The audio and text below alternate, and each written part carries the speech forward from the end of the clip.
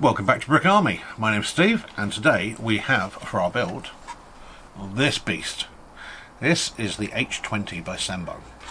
What is an H20, you might ask? Well, I'm very glad you asked that. The simple answer is that it's the copy and paste version, or Chinese copy and paste version of the B2 Spirit. It's a little simplistic, but we'll go with that for the time being. Now, this particular brick model is a little bit bizarre, because the H20 was announced by the Chinese all the way back in 2016, so we're now in 2024, so 8 years ago, and unusually since then there has been very little information forthcoming. No designs, no pictures of something sat on a runway or in a hangar somewhere, nothing at all. So if you go on the internet, you'll see some really quite bizarre and outrageous designs that people have just conjured up. Some of them with tailplanes, like the F-117 Nighthawk that come out like this. Some that have tailplanes that come down like this, almost like an F-4 Phantom. All sorts of bizarre designs. And yet it wasn't until this particular model came out by Sembo that all of a sudden we now have a unified design for the H20. The power of bricks, or perhaps the power of Sembo, who knows. So 60-second speed build, show some pics, and then we'll get into the review. So let's crack on and build.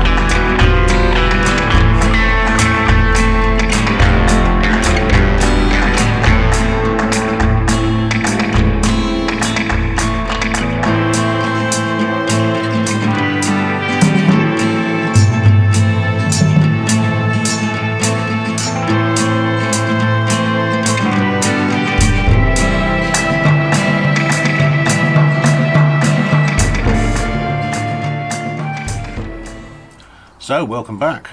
Right, the H20. How did this go? First of all, the instructions. As it's by Sembo, it's a book, it's not bits of paper stapled together, and it is fantastic. It makes me really wish that I could read Chinese. It's just very, very good. It's almost worth the price of admission just for that. Minifigures. Unusually for a plane, we have 5 minifigures, 2 aircrew, and 1 ground crew and 2 chair force officers, and they're all very good, very nice. Only one of the aircrew actually fits in a pilot seat, and he is in there somewhere, but you can't really see him. Nothing missing as far as the bricks are concerned, no warpage, lots and lots and lots of decals, a lot of which I cut out from the build because it's not particularly interesting watching somebody put 10 identical decals on a wing and then another 10 identical decals on another wing. But decals are obviously my preferred option for decorating a vehicle. All very good. Now, the overall design of this thing, it's pretty fantastic, I have to say. This is, and I'll probably keep alluding to this, the person or people that designed this particular model deserve a raise. It's just very, very good. Not perfect, and I'll come back to that in a little bit, but overall it's a stunning model. It's a very, very good indeed. As this is supposed to be a stealth bomber, it has that feel to it as well. You don't need to. It's one of those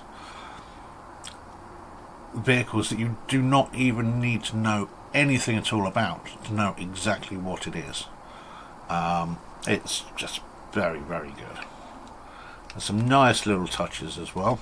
So I'm going to pull the undercarriage out. And one of the nice things about the undercarriage is that the wheels turn, and that may not sound like a particularly big deal, but if you've got it on a desk or worktop and you've got kids playing with it, they want to move it around, and with a lot of planes the undercarriage is a bit of a weak point and will quite often collapse, and then kids get upset and think you're going to shout at them, all that sort of thing. Not that I would ever do that, but not on this.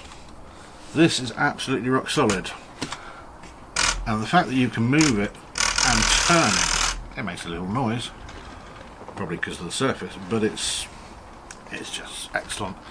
It's not fragile really in any particular place. The level of detail is excellent, but without being too fussy, which is something I particularly like. Surprisingly, there's only really 2 custom pieces that I can work out that are on this: the front of the fuselage and the back of the fuselage. Other than that, these are all relatively standard bricks. Now, the one thing I didn't like about this, and I've got to be honest about it, this obviously, because of what it is, the shape of it, is very much a case of laying flat bricks on other flat bricks. And up until probably halfway through, I did find it very grindy, because what you do is that you will build the fuselage but not finish it. Then you build the wings but not finish them.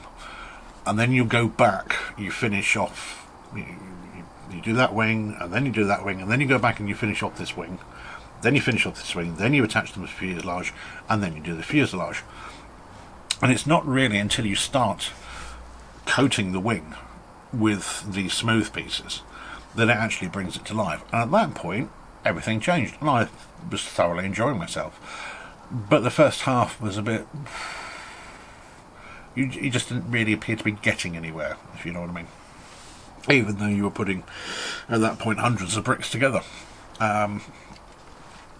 But, and this is a big but, the overall finished piece is pretty awesome,